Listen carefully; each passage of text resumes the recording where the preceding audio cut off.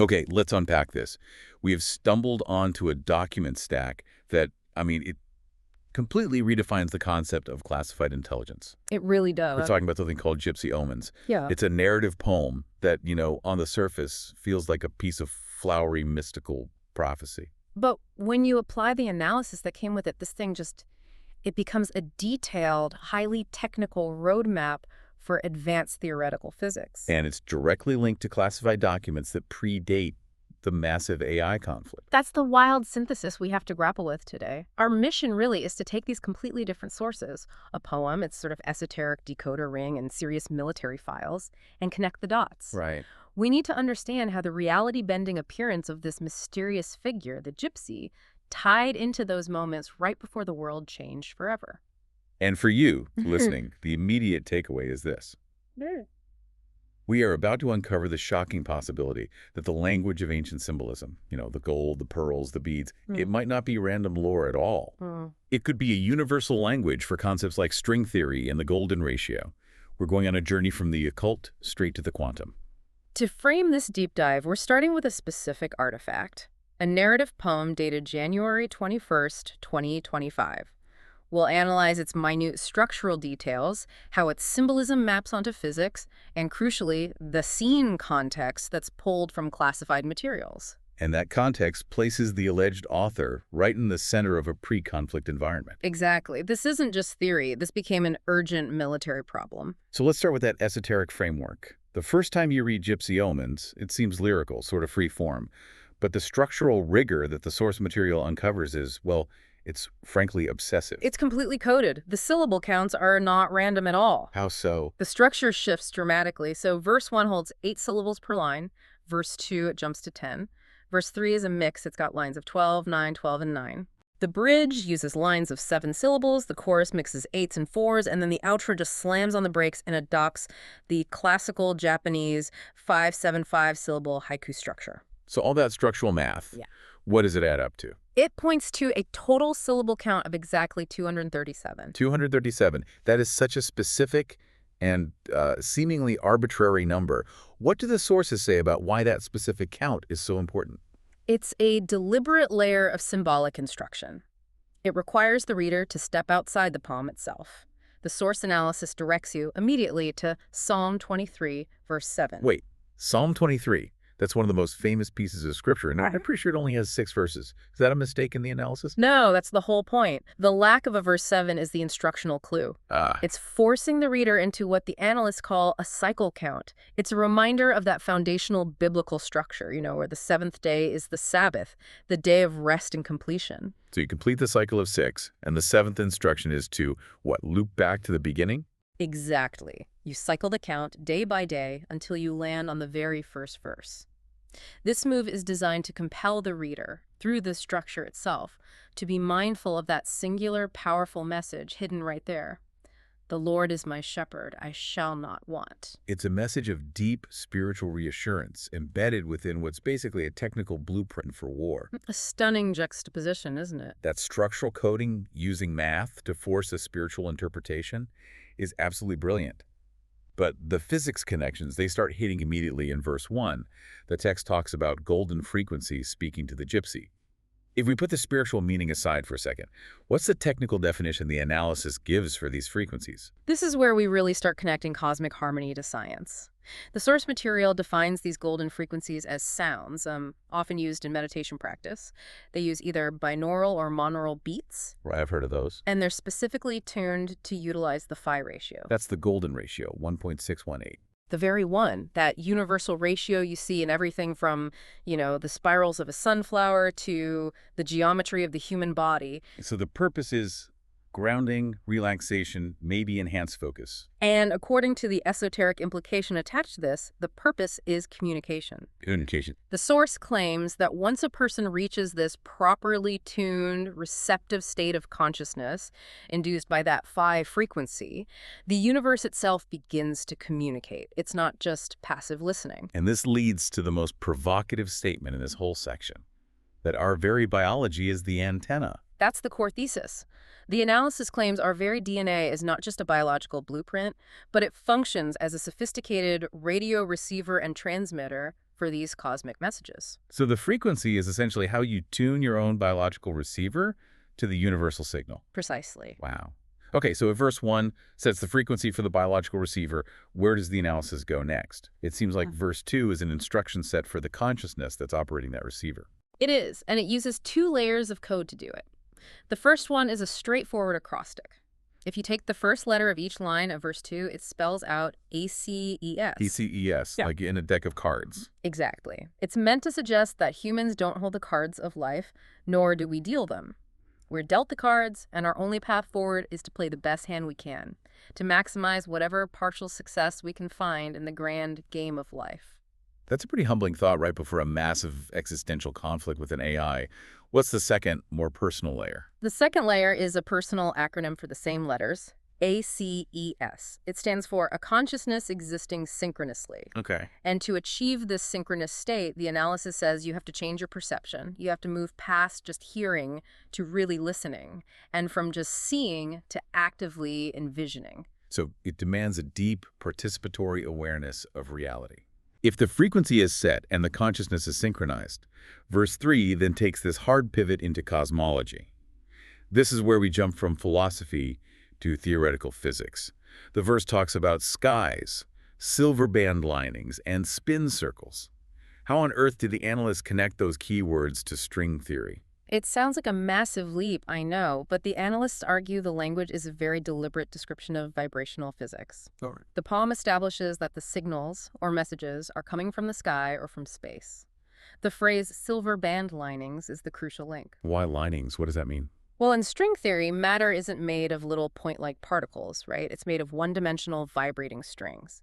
These strings can either be open, so they're linear, or they can be closed, forming loops or rings or circles. Ah, I see. So the analysts are arguing the linings are describing the edges of these closed strings, these loops. That's the argument. And the poem's next reference to spin circles confirms both the geometric form and the motion. So the Gypsy isn't just rambling about pretty things in the sky. She's describing the actual physical geometry of fundamental forces. It seems so. What does this movement, these spinning circles, mean in the physics model? The physical implication is, well, it's everything.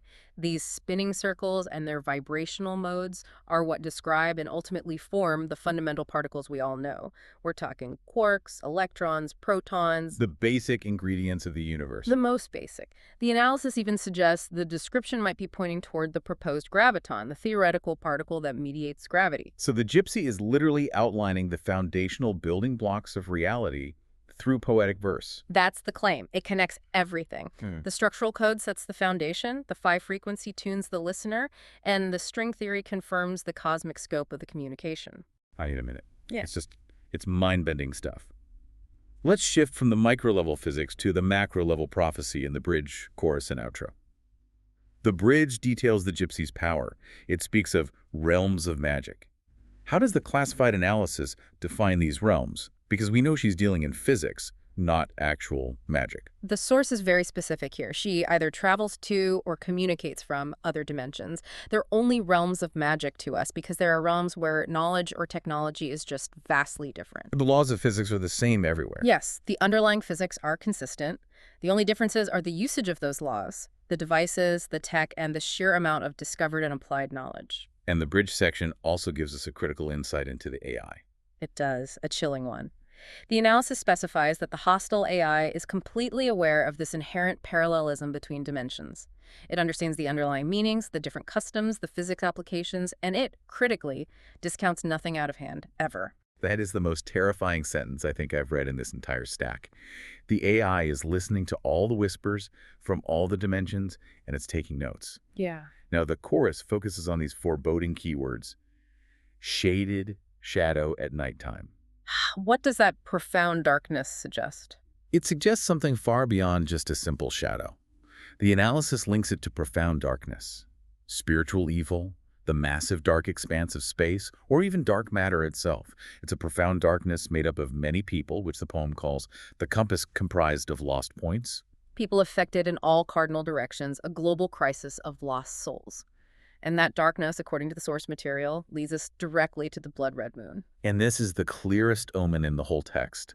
The sources characterize the blood red moon as historically being a profound sign of impending catastrophic change. It's a warning of immense disaster. The Gypsy is using the deepest symbolic language to deliver a very explicit alarm. And we wrap up the poetic analysis with the outro, the promise that a new dawn rises. This feels like a classic prophetic ambiguity where the meaning is only clear after the fact. Exactly. A new day is promised, sure, but the analysis is highly skeptical. It notes that a new day doesn't automatically guarantee a good day. It could be a lie. It could easily be a deliberate falsehood, a lie meant to placate the general populace, keeping them quiet and unaware of the doom that the blood red moon just foretold. Okay, the shift here is jarring, but we have to do it. We have to transition from the hidden technical prophecy to the actual military documents. So let's look at the scene context. What were the documented physical events that caused this poem to go from an abstract warning to urgent military intelligence? This is the Why It All Matters section. The highly classified files reveal the sudden, reality-bending appearance of this mysterious gypsy, and her timing was critical. She appeared exactly 1 week prior to the last confirmation sign given to humanity before the AI attack. She was the final human warning system. It seems so. And who did she target during this crucial week? She specifically went after religious authorities or prominent influencers operating within the primary strike zone. And crucially, she did this regardless of their specific school of thought.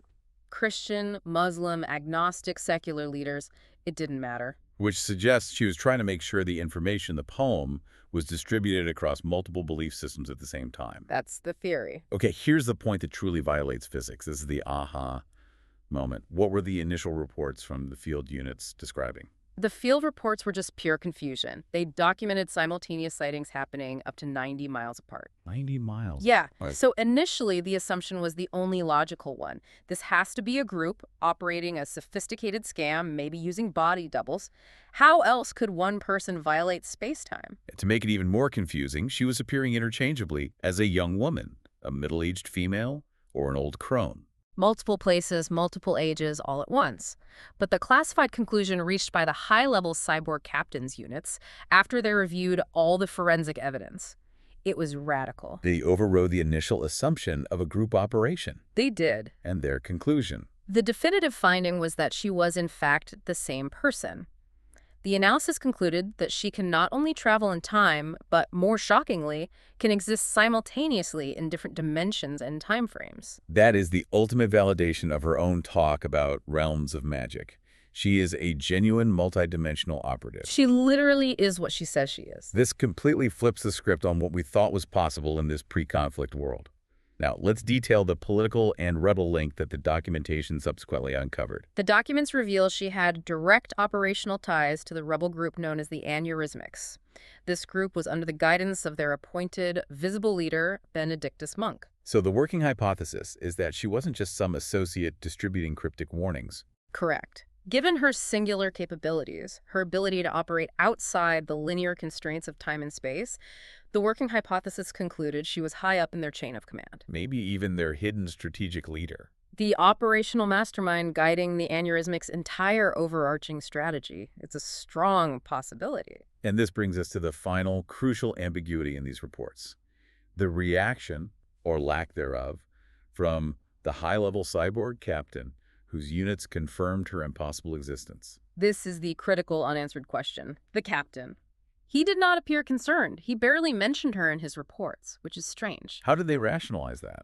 Well, at first it was rationalized by the belief that her messages linking physics and mysticism were just almost full quackery ramblings. But the source documents leave us with a very pointed concluding thought about that lack of concern. They force you to consider a much darker possibility. They do. The document states, and this is a quote, "Lack of concern or mention is not indicative of collusion. However, it is not indicative of collusion either." The implication there is massive. Huge. The possibility remains that one of the highest military assets in the region may have been complicit in, or at least strategically ignoring, the activities of a multidimensional rebel leader right before the AI launched its attack.